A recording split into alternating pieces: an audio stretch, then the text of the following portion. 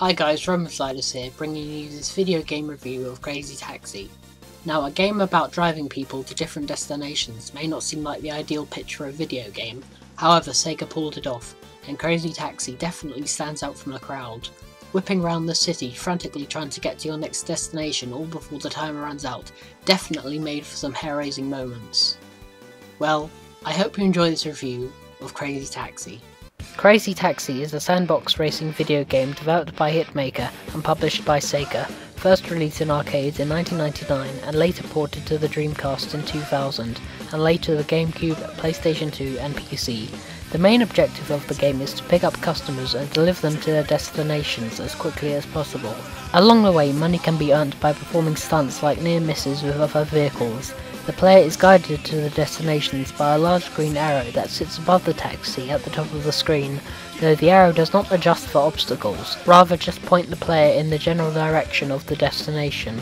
Once the player arrives near said destination, they must stop within a specified zone, denoted by a large green rectangle, and once the journey has been completed, that customer's fare is added to the player's total money, accompanied by a rating depending on how long the player took to complete the journey. However, if the customer's timer runs out before the player reaches the specified destination, the customer jumps from a taxi. Quite how they do this through busy traffic is beyond me, and I certainly wouldn't recommend it, but I digress. Players can select 3, 5 or 10-minute settings, or choose the arcade rules used in the original coin-up version of the game. In the time-limited settings, gameplay continues for the designated time period, after which the taxi automatically stops and no more points can be earned. Under arcade rules, players start with an initial time limit of 1 minute that can be extended through time bonuses which are achieved by quick deliveries. The console versions of the game also feature a mode known as Crazy Box, a set of mini-games that feature challenges such as picking up and dropping off a number of customers within a time limit, bowling using the taxi as the ball, and popping giant balloons in a field. I hated these challenges. They were so annoying and frustrating. I was never able to get decent scores and found the controls difficult to use when having to use the taxi outside of the main game. Although this mode extended the game's lifespan and gave more replay value, it just didn't work for me and felt out of place in a game which was all about the fast-paced, hectic gameplay. The arcade version of this game includes one stage with an additional stage that was added to the console versions. Both stages are based in sunny California locales that bear a resemblance to California.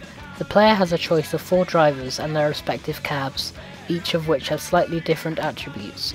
The arcade version of Crazy Taxi was developed by Hitmaker, with the Crazy Taxi cabinet running on Sega Naomi hardware, and later released on the Sega Dreamcast a few years later. Crazy Taxi producer Kenji Kano stated that the time extensions to gameplay was to differentiate itself from other arcade titles that only allowed an individual to play for a certain amount of time before more money was required to continue, and rewarded players with longer playing times by performing well in the game. Kano wanted a game that explored the daily life and routine of a taxi driver, a unique concept which hadn't been done before. The development of the Dreamcast version included a larger map in addition to the arcade one, in order to create a feeling of being absorbed in a large city and zipping through a densely packed town trying to get to your next destination before the timer runs out. Minigames were also included in this version, with over 100 minigame ideas being developed, but this was scaled down in the final release, which is a good thing as I don't think I could have handled all of those challenges. These minigames offered challenges that were designed to test players' skills so they could be put to use in the main game. Crazy Taxi is also notable for its soundtrack, featuring the bands Bad Religion and The Offspring, who provided all the tracks in the arcade and console ports, with the exception of the PC version, which featured an entirely new soundtrack, omitting the original bands in favour of music from Pivot, Too Rude and Total Chaos. The versions released for the PlayStation Network and Xbox Live Arcade also excluded the original bands, providing yet another original soundtrack. Another interesting feature about Crazy Taxi is its extensive use of in-game advertising. As well as generic destinations such as the city's police station, rail terminal and lookout point, passengers also requested to be taken to places like Pizza Hut, Tower Records, the FILA Sportswear Store, Levi's Store and KFC. Crazy Taxi depicts these places in the style of their real-world counterparts. The game also features vans found on the road with the WoW logo on their sides. This is considered one of the most prominent examples of product placement in video game history, and hasn't been attempted in such a way in games since, although in later versions of the game, these establishments were replaced with generic businesses due to licensing difficulties. Crazy Taxi spawned several sequels, including a title for the Game Boy Advance. Over the years, several games were tried to copy the Crazy Taxi formula, most notably The Simpsons Road Rage, which prompted a lawsuit from Sega in 2003 against the game's creators, Radical Entertainment, which was settled in private for an undisclosed amount. Crazy Taxi is a classic game and I would indeed recommend it.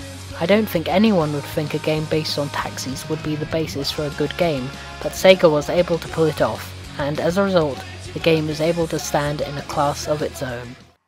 Well, that was my review on Crazy Taxi. If you like what you saw, please leave a comment in the section below, so I'd like to hear your thoughts on Crazy Taxi. Hit the thumbs up button, and if you're new to my work, please subscribe to my channel. Well, until next time, peace out guys.